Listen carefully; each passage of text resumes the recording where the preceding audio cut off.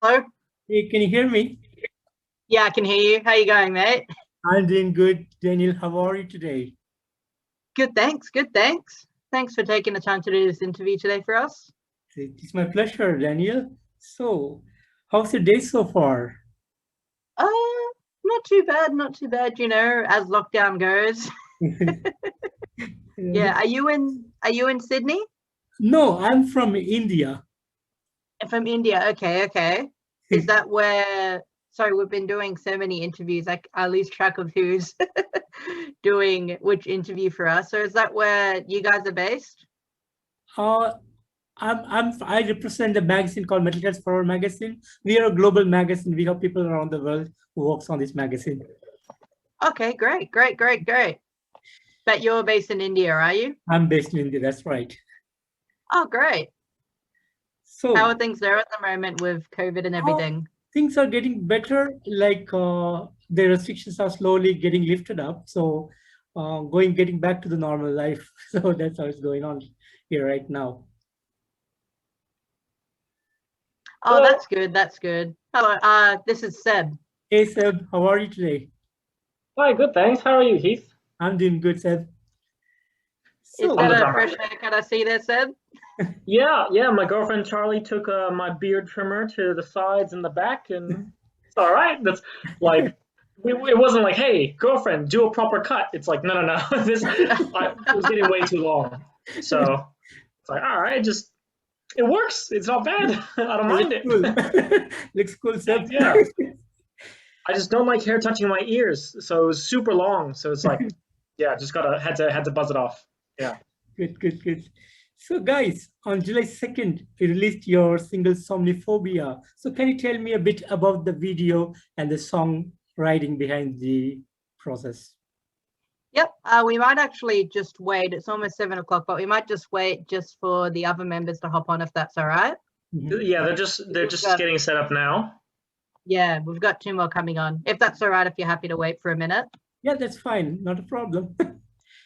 Yeah, we Six. So might just Ben, wait. there we go. There's Raf.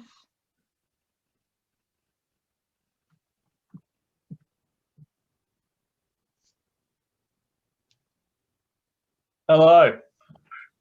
Oh, Hey, Raphael. can't see your camera there, mate. Yeah, I can't. I don't know what's going on. Give me a second, guys. Oh, That's all good. yeah, that'd be great. There we There we go. are. Hey, How we guys. doing? Good, good. How are you, Raphael? Not too bad, mate. How you doing? I'm doing good. Fantastic. We're just waiting for our guitarist Ashley Hodge to hop on this, and we'll be good to go. You there, Ben? Oh, here he comes.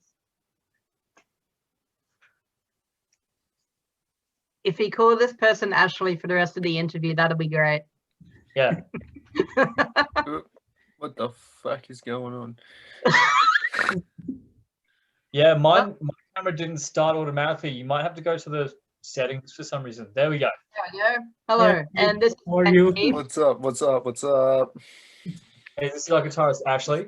Yeah. Yeah, my girlfriend was using my laptop for work purposes, so I'm Ashley now. Hell yeah. Mm. Good, good, guys. Right. Now we can begin, Keith. You guys are all ready to go? Yes. Yes. So, guys, on July 2nd, you guys released your single Somniphobia. So, can you tell me a bit about the songwriting and the video behind the process? Oh, the video. Who wants to tackle this one? You can start with this one. Sure. Yeah, songwriting process was pretty man, it was quite a what was the word? It was a very short time frame, but when we booked to record it and what we actually had ready. So we didn't really have the song ready until about a week before we were supposed to go into the studio. And I had a whole bunch of ideas on my guitar, little riffs and stuff. And I think the first time the the thing that became Somniphobia happened was when I actually jammed with Trot one time while he was over. And he liked the ideas, but he said that the chorus chords were a bit too poppy. So I changed them a little bit, and then I had like the instrumental basically almost done, and then I showed it to Ben one night, and he was like, "Oh yeah, it'd be sick if you put in this drop F section." I was like, "Oh well, I already did that before, but I didn't think at the time we didn't really do that a lot, so it we didn't really I didn't really seriously consider it. But when Ben suggested, I was like, yeah, let's do the stupid heavy thing and just see where it goes. And it was fucking sick. And then that same night, we also got the lyrics together, talking about sleep paralysis and how that can affect your day-to-day living. As that's something that he and I shared a common thread with, which we didn't even realize until he and I started talking about it. And that was how the song kind of came about. Does anyone else want to talk about the video, or do you guys happy for me to keep going? Well, yeah, I'll take it over. Well, for the video side of it, it was like, well, we've done a few different videos that both haven't come out with this guy, Harry Vincent, who runs Kangaten. That's how you say it, right? Like Kangaten? Yeah, Productions. And yeah, we just click really well with him, and all he was really focused on was just like, all he wanted us to think about was just give as much energy as you possibly can, and he was able to come up with like a few offshoot ideas. Like, I think it was him that came up with the pool, or was that you, Raf? That was him. That was all him? Yeah, okay, cool. And then, yeah, the shots in the car park and all the great B-roll footage of just like the planes and all that. It was all pretty much him. He just was just like, do what you guys do, go absolutely crazy. And well, we gave him the best we could. So yeah, that's how the video came out to be as it did. From memory, Seb on the day was the MVP. He was the one that gave like 150%. Yeah, that's definitely it. I didn't get to sleep till 3 a.m. because I was packing my car with the drums and just packing all the shit in my car. I had 3 hours of sleep, and I had just recorded another music video just before that. So I was dead, but I was like, just just go. Oh, I was so tired after that. So tired. Oh, the plight of being a drummer, hey? Yeah. Good, we got a good video out of it. It's like, the whole thing was, the sleep paralysis. We want to carry the tension across, and how the feelings, how the video makes you feel is how the song makes you feel. That's what we wanted, Get that tension, and you're seeing Raph underwater. He's drowning, it's like running out of air, freaking out. Like that's what we want to get across. That kind of lots of tension, basically that. Yeah. And so this is all about your personal experience, like any band members, like you guys go through nights and nights of working on music and stuff like that. You obviously end up in sleeplessness. So sometimes some kind of resembling the way of life that you guys go through. True. Yeah. Yeah, well, it was the way that Raph and I came up with all the lyrics is because, like, well, from my experience personally, was I was awake for like, I want to say a good few days on end. I want to say it got to like the fourth day. I spent awake with like just all this anxiety issues and all the panic attacks I was going through. And then when my brain finally was able to shut off, I just had my brain was still going, but my body just wasn't moving anymore, and that was insane to say the least. So yeah, sleepless nights and well, I don't cope too well with sleepless nights, but that's part of being a musician, unfortunately. Yeah. I think a big part for this song as well was in our previous songs that we've either tried to record or done before, we've struggled to put in our personal feelings and personal experiences into our songwriting. I think this was the first song where we really went all out with just describing, well, for Raph and Ben, it was what they felt and what they were going through. And I think that really shows in the song with how powerful and how intense it is as a song. And I think this is what's helped this song connect with a lot of people, because it's sharing those personal experiences. And yeah, that was the first time as a band, I think, that we really decided to hone in on that. And that was a really big turning point for us. Sounds good. Sounds good. So now you have a single. So what would be the next plans? Do you guys planning to come up with a full-length album? No. I mean, we are coming up with a lot of material at the moment. I don't think we're at album length worth of material. Mm. I'm not sure. Like at the moment, it seems to be that we're just writing what we can and getting all the stuff together and trying to put together as much things as we can. We've got a couple of songs that we're sold on and are in the bank for sure, but yeah, it's just playing it by ear at the moment. No, I don't know if you guys are seeing it the same way. The only upside we're trying to take from COVID while we're trapped indoors is write as much as we can. So we've got a few songs in the bank, but no plans for like a big kind of record yet. Gotcha. So can you tell me how this all started for you guys? Oh, okay. Oh. Well, if So- we want to go like early days, I'll keep it nice and short. But Raf and I started writing music together about, it would have been 10 years ago now, where we first in high school, we both realized that we both had that creative drive and we both wanted to write music. So we started jamming together, and through many years of the band going through different forms, Ben joined us a couple of years later.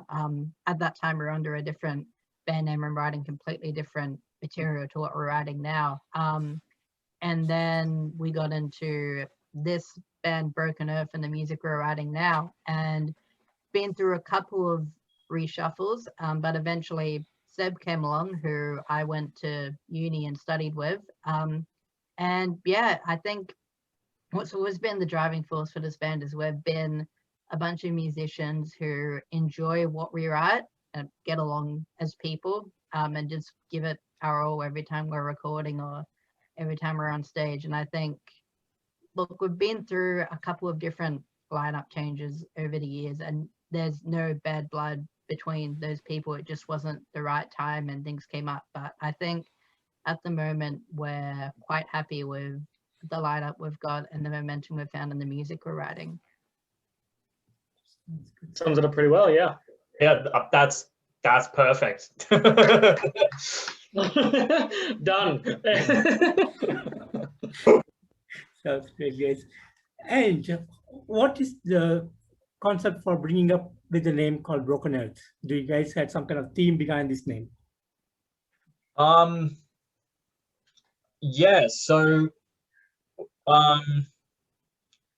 with the original lineup, we sat in a room for like, I think, an hour from memory, just tossing name ideas around, because we just come off another older band where the name was something that I'd thought up once, chucked it in the group chat, and the other guys were like, at the time, were like, yeah, that's all right.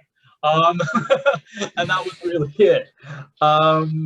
So we wanted this to mean something to us, and we wanted it to be a name that, like, when you heard it, you didn't just go like,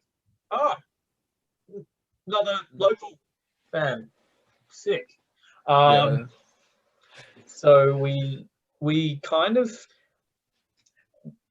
as we were talking, it came to, we tossed around like what we wanted the music to be about and what the message was, I guess. And I think the way I remember it, and Trotty and Ben can correct me if I'm wrong, is we started talking about the fact that at the time it felt like there wasn't a lot of real messages coming out in like the heavy kind of scene. Like, yeah, that's not to say there wasn't. It's just that it was, especially end of 2018, start of 2019, there was a lot more, I don't know, it was a lot more wishy-washy kind of fake optimism, kind of fake whatever you call the whole gent pyramid structures movement thing, where everyone's talking about space. That whole thing was that was still kind of around, and no one was really saying much of anything. So we're all pretty pissed off, angry dudes. We're all dudes that kind of call it as we see it. And we feel like with the name, we're calling the current state of the world as we see it. Like, I can't tell you one person our age who has complete faith in the world at the moment. Things are pretty shit, I think, and I think we wanted this band to be an outlet for that, and maybe create common ground for people to relate to, and to hopefully maybe feel a bit of resonance within themselves, I think, is the short and sweet of it. Do you guys reckon that's pretty on point? Yeah. Well, Pretty well. the only other thing I can add to that is just we were coming up with all these like weird names that were just like out of dead languages and stuff at the time, and we kind of just went with something that was just like, we want something that's real short, real simple, and once you hear it, it's something you can be like, oh, okay, I understand it. And so on top of that, we had all of our like backstory with it when it came to like, we just wanted it to be an honest reflection of how we feel.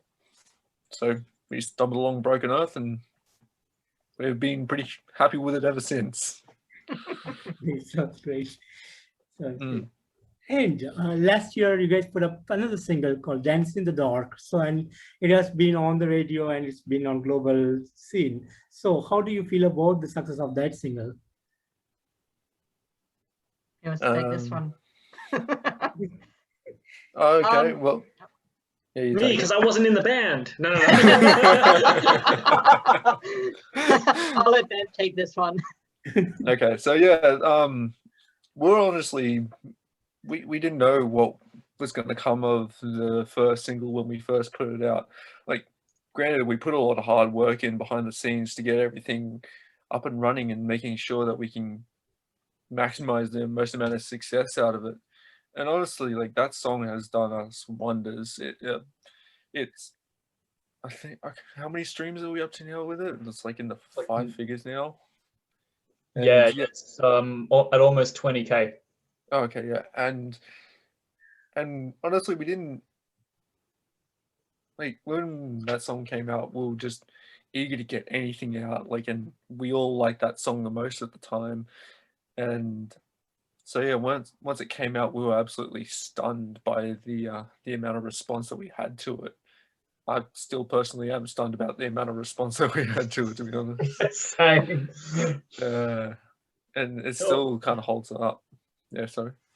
No, that overwhelming support from the community. I think it set a really good kind of groundwork for Somniphobia to then build up on, because it's just like Somniphobia is building up off that kind of response and success of Dance in the Dark, But yeah, like, we're pretty proud. Yeah, well, that was a really interesting time for us releasing that song, actually, because if I remember correctly, it was right as essentially COVID had hit Australia, and we had just gone into like the first big lockdown, and literally a week after that we released the song. And I think we were kind of like, this is our first like big song as this band. We were really nervous about how it was going to go. Is anyone even going to listen to it, or is everyone just going to ignore it during lockdown? But yeah, as Seb said, we did get a lot of really good reception from it, and it really set us up on a really good platform, which we're really grateful for. But yeah, it was definitely a really interesting time releasing that song. A lot of uncertainty. To remember, at the time it was our first drummer and our other vocalist left almost at the exact same time, and we were just like, scramble for anyone who can help out. Yeah. Yeah.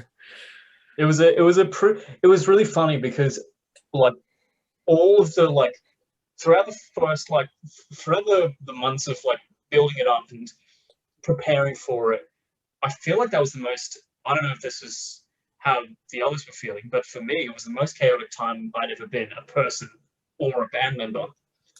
Right before Dance in the Dark came out, because I think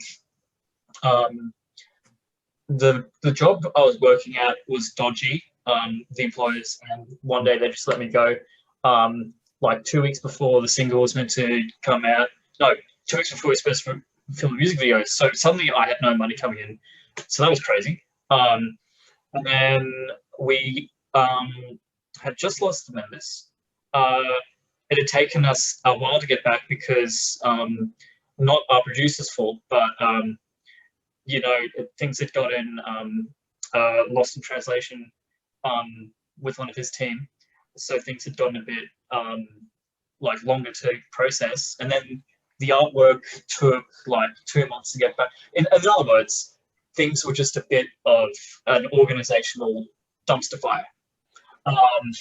Before putting it out. big time, absolute nightmare. Yeah, so the fact that we managed to put it out and it had the success it had of such what I felt was such like just last minute rush decisions and last minute things here and there. Like we managed to fool people into thinking we were like a really professional band when we had we had no fucking idea what we were doing. We got that's a secret. That's a secret, isn't it? We just got to fool people that we just don't know what we're doing. Yeah, make it till you make it. Yeah, exactly. So the fact that Dance in the Dark then went on to have the success it had is such a reflection not only on the hard work that we put in, but also our videographer Corey Nathan, our producer Chris Vernon, the PR team that we worked with Collision Course. You know, those were all great like team members for us that really helped keep things going when you know shit hit the fan, essentially. So we owe the success as much to those people as we do to ourselves, I think. And I know the last 2 years has been hard for any bands without touring and stuff like that. But what would be the plans in the coming days once the restriction is lifted? Well done, mate. Yeah. We're just getting straight on fire. Go ahead, Trot. Honestly, I think, as Seb mentioned earlier, we're just really in a good spot where we're writing a lot of really good material and really excited about it. We're hoping to get into the studio sometime in the next few months to record some stuff. But yeah, in terms of shows and stuff, it's just waiting it out and seeing how these restrictions go. We've had a couple of show offers which we're really excited about, which have been postponed. So we're just waiting on those, seeing how they go. And yeah, also we just really just want to thank all our fans for all the support we've had over the last year or so, both for us and any other band that has been going through what it's been like, especially the local bands in the Australian scene at the moment. The support that the local Australian fans have been giving is incredible. And I think we're in such a lucky spot in a lucky country where we have a fan base like we do, where it's just people always looking out for each other and supporting whatever local bands they find. And honestly, the support we've received as a band, having to do everything online at the moment, has been incredible. Yeah. Sounds great. Sounds great. And any fun moments that you had that you want to share with me? Beg your pardon? Sorry, I missed that. Yeah, so did I. I didn't hear that. I said, do you guys have any fun moments over the years that you want to share with me today? Oh man. Jeez. I don't know if we can say anything Come on, boys, dig deep. Oh man. Recording in Melbourne was fun with Chris Vernon. That was a fun time. Fucking our old vocalist ate shit. It's like Oh my God. drive. Yeah, just so pepped up with energy. The first thing he does, he just goes sprinting out of the car, just like mid 360 in air, just lands straight onto his face. Just goes from like falls over. 100% vertical to like 100% horizontal in like 1 second. Yeah, that was like that was when we stopped out to like go to, what was that shopping center in Melbourne? That massive one. Yeah. Honestly, Where Trotty was walking around just saying art everywhere. Yeah. I think We were too pepped up and crazy by the time we got there. we've had some really fun moments as a band. I think recording in Melbourne has definitely been a highlight for us. Although Seb wasn't with us at the time, which it would have been better if you were there. But Yeah, did Seb. make Like, why did you just join the band at the time, dude? I think that was a point where we started actually figuring out what we wanted to do as a band and actually getting to know each other a lot better, which was definitely good about that period. But, honestly, I can't pinpoint an exact show, but like I've always like enjoyed playing Getting shows. absolutely blasted after playing with the Wandering at the start of this year was the fucking best. We've been locked down in COVID for like, I don't know, like a year. We had gotten a great show offer. We played it, and like it was still seated, so you still had to sit down. But we had our girlfriends and a few of the boys that had come out to watch us, and we all just like sat down and just shot after shot after shot after shot until I think one of us couldn't fucking walk properly, and that was, and like that was one of the fucking funnest nights we've had so far. Just a great time to play a show and then get drunk after, have fun with mates. Like it was great, and it was well needed after being locked down for so long. Yeah. Shout out to Father D Hands. Oh yeah, that's right, Papa D Hands. Yeah, they're great. I've got to say, Raph knows how to work a seated crowd. True. Jump up on tables, scream at people having their wine and their pizza. My favorite thing. Yeah. Oh, that was definitely a highlight for us. We certainly made it. And what would be the concept or the type of songwriting you would like to do in the coming days? That's a very good question. I actually have no idea what we're writing or putting out next. I think at the moment it's taken a bit of a while, but we've stumbled across a sound that we really enjoy.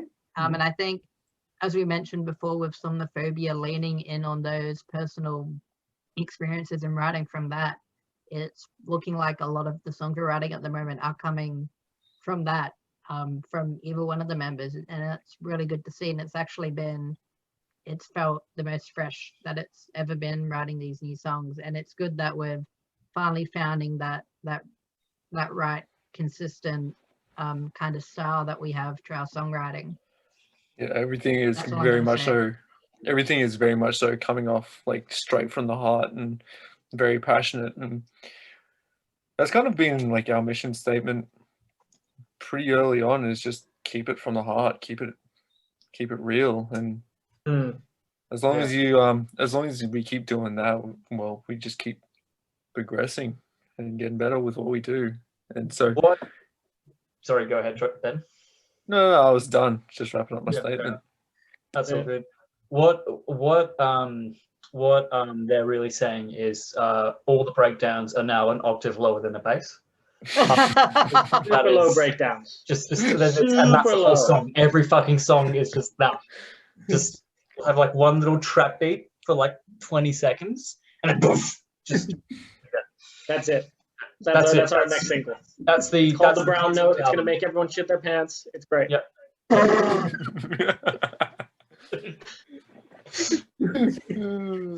No, they're right. Yeah, no, keeping things passionate from the heart. That's true. And from the pants. No. Yeah. You know what? I feel like I started off the answer really well, and as every upper member started answering, it got like 10 times Sure. worse. When you release this, Keith, can you just cut out every other member's response? Everything. It's just Trotty. The video is just Daniel Trott, and that's it. It's Yeah, this one. Daniel Trott and the backup dancers. Like we just sit. We're just mannequins. That's it. Oh no! Somehow the audio on Ben's, Raf's, and Seth's computers just didn't work. Okay.